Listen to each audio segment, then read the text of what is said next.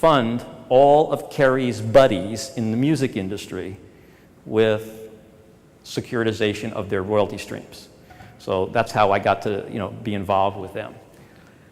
But in any event, most people look at Thomas Edison and Berry Gordy, and the natural thought is, what could two people like that have in common? Totally different fields, totally different time in history, totally different everything. One's in black and white, one's in color, one's standing alone, the other guy's got all these stars around him, from Stevie Wonder to who else is there? Yeah, Smokey's there, and is that Diana there? Probably, yeah, it's Diana Ross there. So anyway, those are the, so very different people, very different walks of life, very different businesses, total different time in history, and yet those two men have something phenomenal in common. Something phenomenal. Both of them used a development factory to achieve their fame and create great wealth. Now, what do I mean by a development factory? Well, develop a replicable formula for production of a desired result, identify people with demonstrated potential, wrap around them all the resources required for success, and then replicate, replicate, replicate, replicate. How does this work? Well, let's start with Thomas Edison. Now, everybody knows Thomas Edison invented the light bulb, right? Right. Thomas Edison probably touched a light bulb before it was finally developed maybe 10 times in his life. Thomas Edison didn't really sit there and tinker with any of the things that he's given credit for. The brilliance of Thomas Edison was he created an invention factory. And all those thousands of experiments on the thousands of different filaments before the final right one was determined for the light bulb, Thomas Edison didn't sit there and do those thousands of experiments. He had scientists that he hired in his factory that did that. And while they were working on that, somebody else was working on the phonograph, and somebody else was working on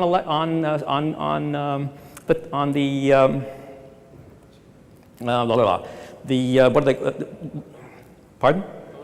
The phonograph. Okay, and the other the movie projector. I mean, basically, other people were working on all this stuff. He supervised it.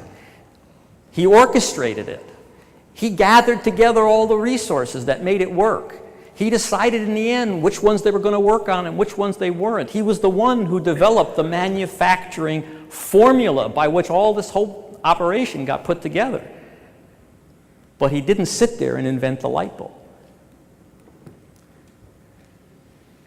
In his invention factory, what he did is he developed a replicable formula for production of new inventions. And here's what he did, simply. He identifies a need, he conceptualized a solution, the next step was to build and test a prototype.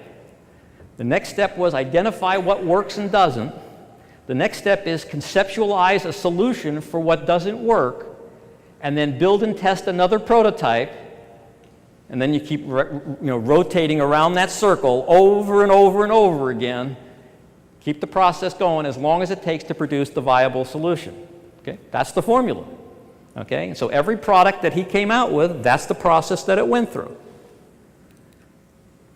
And then what else did he do? He identified people with demonstrated potential, scientists, engineers, tool makers, craftsmen, brought them all in under one roof, and wrapped around them all of the resources required for success, from the facility, to the equipment, to the material, to the supplies, to the support personnel, to the capital, to the manufacturing capability, to the marketing. And it was a factory. And after the invention was turned out, it went to the next department of the factory, which is how do you produce the thing and market it? And it all went through the same formula. Replicate, replicate, replicate. What about Berry Gordy? What did his factory look like? Motown,'Hitsville. That was his music factory. His replicable formula was to take unknown people who look good and can sing and back them up with great songwriters, musicians, music promoters, etc., produce hits that turn unknown singers into stars. Berry Gordy said when he very shortly after he started Motown, is that he's going to take his people from within 3 miles of where he had his Hitsville studio. That's all he cared about. Diana Ross lived within that 3-mile limit. She worked at the studio as a administrative and a secretarial person. She demonstrated her ability to sing, and so what did they do? They backed her up with the best songwriters, the Funk Brothers, the backup band that played for every one of those early stars, had the same backup band. Holland Dozier Holland, same writers. Okay? And there was a sound to Motown that when you heard that sound, it didn't matter who was singing it, you knew it was a Motown song. Okay? Because it all came out of the same factory. Identify people with demonstrated potential: singers, musicians, songwriters, recording engineers, image designers, graphic artists, music publishers, and promoters, etc. Wrap around all of these people the resources required for success: Hitsville, recording studio, recording equipment, capital, manufacturing, marketing. Okay, and you grind them out, replicating them one after the other after the other. Now, why am I telling you all this? I have a reason.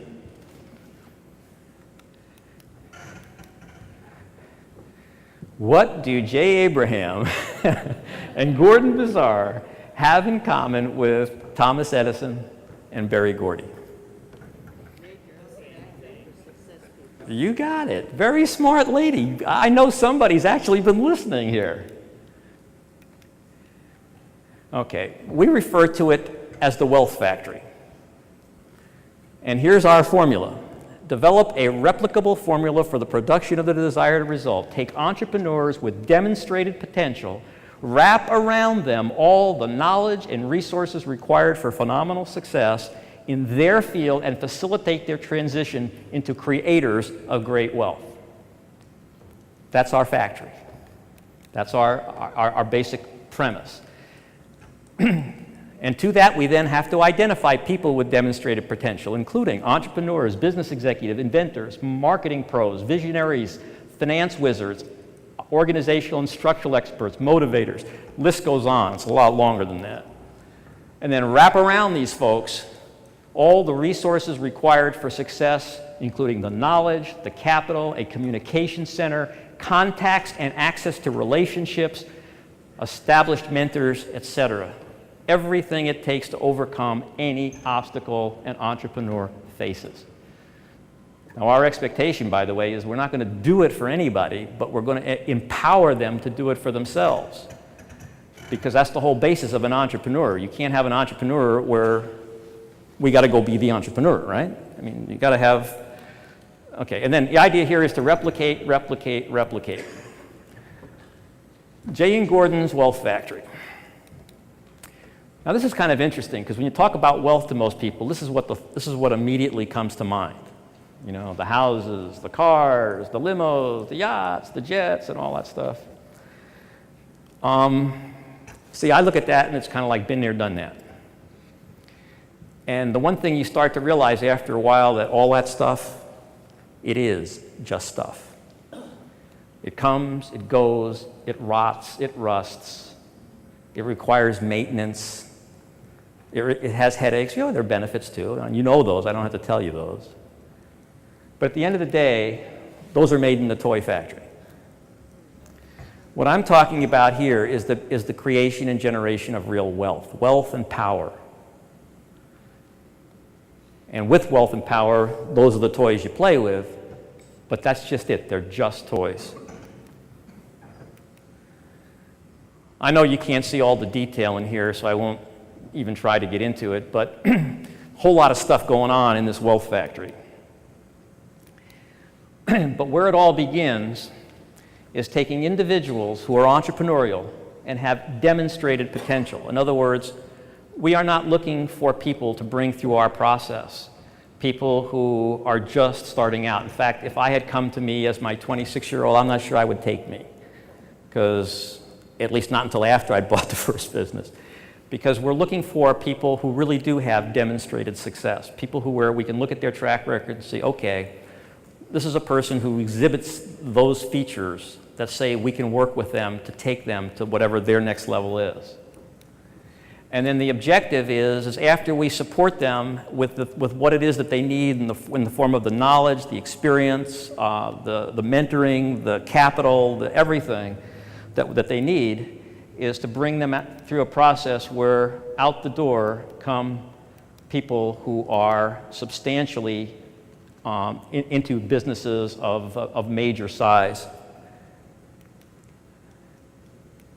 We refer to it as business wealth your way because neither Jay or I are here to tell anyone ever you should be in the XYZ business or you should do it this way. We're working with entrepreneurs, and the important thing is to do it your way. You have a vision, you're that person who has the vision, and you accept that obligation to orchestrate the resources of other people to make your vision real. Well, this is your way. This is about who you are. This is about you coming from your core of who you are to build something that in the end is you. And that's why we refer to it as your way, because if you don't have that inner drive, that inner passion for what it is that you're doing, you're never going to be the biggest kid on the block. You can't be. Because the biggest kid on the block is going to be somebody who has that passion, who it is them, who when they go to work every day, they're fulfilling their destiny, they're fulfilling who they are. And so I ask you, what are your goals? What are your goals in your business? Okay, and I shouldn't say your business, in your field of endeavor, because your business, we all know what that is now, don't we? Leveraging yourself through other people, that's your business. Using their resources to build your dream, that's your business. And whether it's a $10 to $50 million a year fierce competitor that you want to end up with, a $100 million a year sales Goliath, a $1 billion a year market dominator, or a multi-billion dollar corporate empire. That's the output of this factory. That's what we're here to help produce.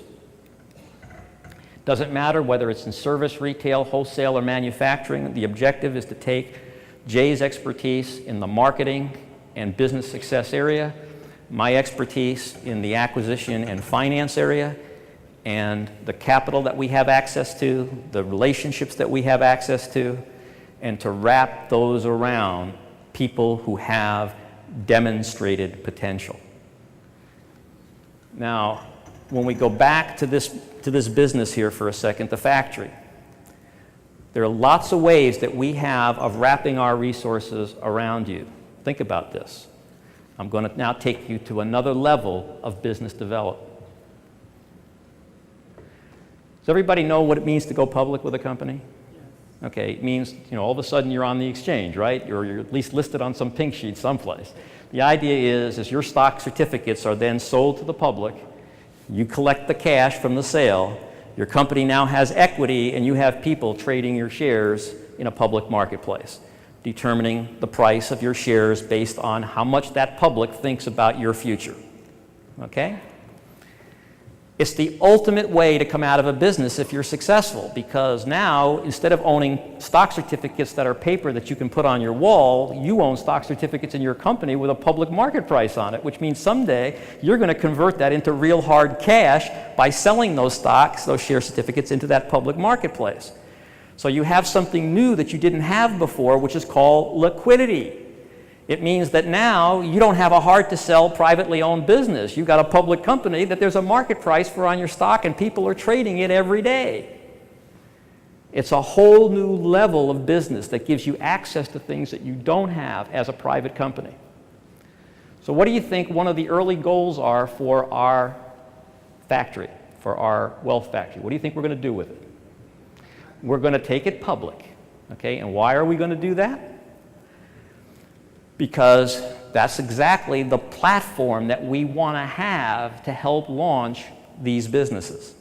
Think about this. First of all, there's a problem today going public. Now, in 1972, I love going back there because those were the good old days. If you wanted to go public and you had some profits and you had a little history behind your business, you could go to an investment banker if you were at least a certain size. Okay, you're making them, you're selling 10 to 20 to 30 million a year in sales. You're making $1 million a year in profits. There's a certain point where you got to a point where you could take your company public. You go to investment bankers on Wall Street. If any of them liked you and thought you had potential, they would take a position in your company. They would advise you. They would take you under their wing. They would help you sell the stock to the public. They would earn some nice fees for this. They would get a little piece of your company for helping you out. It was a wonderful enterprise, a wonderful way that you could get public in those good old days. The good old days are gone forever. If you had that same business today, there ain't no way you can find an investment banker who would even look at you. All the firms that did that kind of thing are all gone. They don't exist anymore. And so there's this big hole now of how do companies that are emerging, getting to a certain point, they either go to the vulture capitalists, right? Give away a big piece of their company for some of the cash they need, okay? But they're still not public. In fact, they have this big stockholder called the venture capitalist that they got to go deal with. So the question is, how does a company that's in this position today get public? Well, there is a way. It took us a long time before we finally ferreted it out and developed the right relationships to make it happen, but here's how we do it today. How many people here are familiar with something called a hedge fund? Okay, you've heard of them? Okay. They can make investments that normal mutual funds can't. And some of these guys are really savvy, man. These guys know how to make money. And it's why some of these hedge funds make tons of money. We sat down with a couple of them, and we worked out a program with them for how we're going to get companies public. And here's how it's going to happen. We're going to be taking the Wealth Factory, and it's only one of many that will do this way. We will get an investment from a hedge fund. Not a lot, a couple of $1 million. And for that, we'll give them a nice piece of the company, 10%, 15%, some nice number. But believe it or not, these guys are really smart. When they give us that $5 million or $4 million or $3 million or whatever the number is, they know they can't lose. And why do they know they can't lose? Because here's what they do. They have relationships. Who do you think their relationships are with? Other mutual funds, the regular kind. So here's what we're going to do. They're going to invest the money in the company. They're going to get their stock position. Immediately, with that money invested in the company, we do what's called a reverse merger. Out there are public companies that have failed and are just shells. All they are is a shell. They're a corporation with stock in the hands of public owners, a lot of stock in the hands of the old principals. The company has no transactions, nothing's going on, and the stock is worthless. Now, if you're the owner of one of those companies and there's nothing you can do with your stock, it's worthless, wouldn't it be kind of neat if somebody came along and said, look, we're going to sell you our company that's going somewhere, and your company's going to buy our company, and all you're going to give us is stock in your company, but you're going to give us so much stock in your company that we're going to end up owning your company. And you're going to own this little piece of it, but this little piece that you're going to own is going to be worth so much more than the nothing it's worth right now. Because we're going somewhere, and here's where we're going. So you do this reverse merger. They acquire us, but we now own them because of all the stock they've issued to us.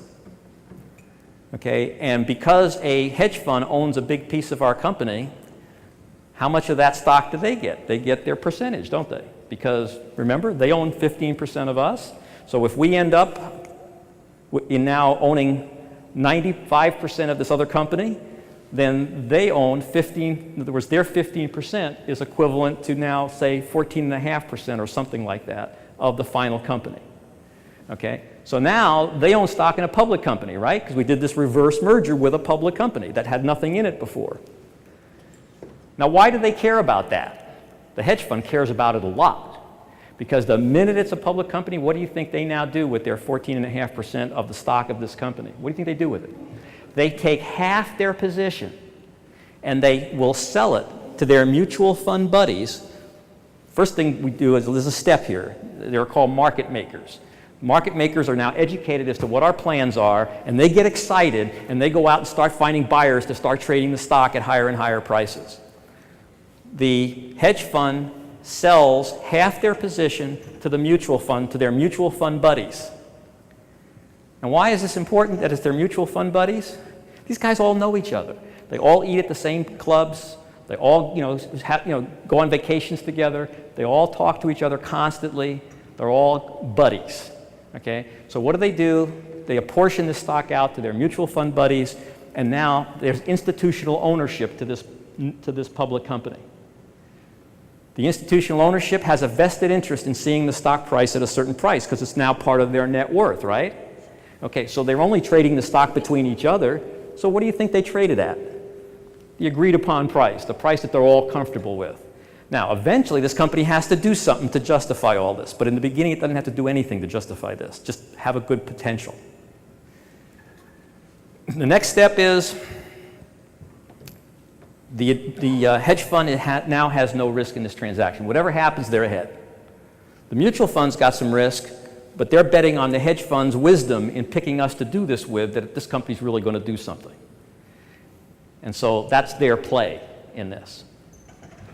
Okay, now, how does this company, this factory that went public this way, make money? Well, there's all kinds of fee income that it's going to have. There's all kinds of income that's going to produce. But in addition to that, we're going to take these people, these companies that we're now bringing through here and wrapping all of these resources around them. Who do you think is going to be the investor in these companies? Us. And when we put our money in, what are we going to get a piece of? The company, because that's what the game is. That's how it's played. So we're going to have little pieces of ownership now in all these companies that we're helping market, that we're wrapping all these resources around that they could never have any other way and helping to make them successful. So is this kind of win-win? Yeah, it's really, really win-win. Okay, now, let's follow it one more step. Some of these companies, we may find we acquire them outright. Some of these companies, we're going to own very big pieces of. But let's say we own 40% of one of these nice companies that are coming through here, and it's really on track now after a lot of help in the marketing and a lot of help in a lot of ways. It's really on track to make some big money. And now that company is right to be a public company on its own. How do you think we get it public? One of two ways. We either take it through a reverse merger like we did, or when you're a public company, you can spin off stock that you own in other companies to your shareholders, and the spin-off of that stock to your shareholders makes the company a public company. Because all the stockholders are, guess what? They're people in the public. So without going through an offering, without going through an underwriting, we can make any company that we have as a part ownership in, we can literally make them a public company. And we can go through the same thing with the hedge fund investment and the, and anyway, what I'm trying to do here is give you a picture of how we can start to bring resources to these companies that most entrepreneurs don't even have an idea that these things exist, but they do. Our objective in this process is to turn your business into a wealth-generating machine. To optimize, to help you optimize your goals for your business. And again, we don't care where you want to go with it. You know, you pick the place, you pick the market. That's all yours. Our job is to make sure that you're supported, that you have everything you need to get the job done. And whatever you don't have, we're there to help fill that bill. One of the reasons that we're putting this factory together, if you will, and I refer to it affectionately as a factory because I think, to me, factory is a good word. It means something gets produced there. I mean, that's what it means. Is we can afford to take and bear certain burdens that you alone cannot afford to bear. Because we're not going to be doing them just for ourselves. We're going to be doing it for ourselves and a whole bunch of other folks that are coming through this process. So part of the resources that we wrap around you are the resources to deal with a lot of the things that would be crushing if you went to deal with them on your own. And the Sarbanes-Oxley, I didn't get into it, but it's one of the areas where we can afford the specialists. We can afford the automated systems. We can afford that because it isn't just one company that's having to pay it. It's literally a burden that can be distributed over many, and then the burden gets light. Any other questions? Yes?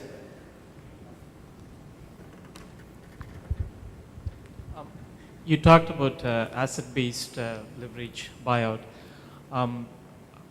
What kind of instruments are out there for companies which are like intellectual property based, like software or other kinds of companies, which don't have any hard asset that you can lend against? Okay, so that's a good question, that you don't have any assets that you can leverage against. Okay, well, there in that case, one option is still a lot of seller financing. The seller is still going to be issuing you're still be issuing a note to a seller for a substantial portion of it. But when it comes to intellectual property, there are two, and I know Jay's here, so I don't want to keep him just waiting here too long. Okay, but there are two companies that I'm currently working with right now on two major significant acquisitions. In one of them, intellectual property was a big issue. Okay, and I can give you a little brief description of how we finessed this problem. One of the things that we did is we developed, well, let me tell you a little bit about the company, okay? So otherwise this won't make a lot of sense to you. Okay, this is a company that's involved in something that's really critical at this time in our history because it deals with, they are a manufacturer of corn-fueled furnaces. Now, if we weren't in an energy crunch, no one in this room would care what a corn-fueled furnace was, but here's why you should care. Because we take these products to major companies that have large needs for dry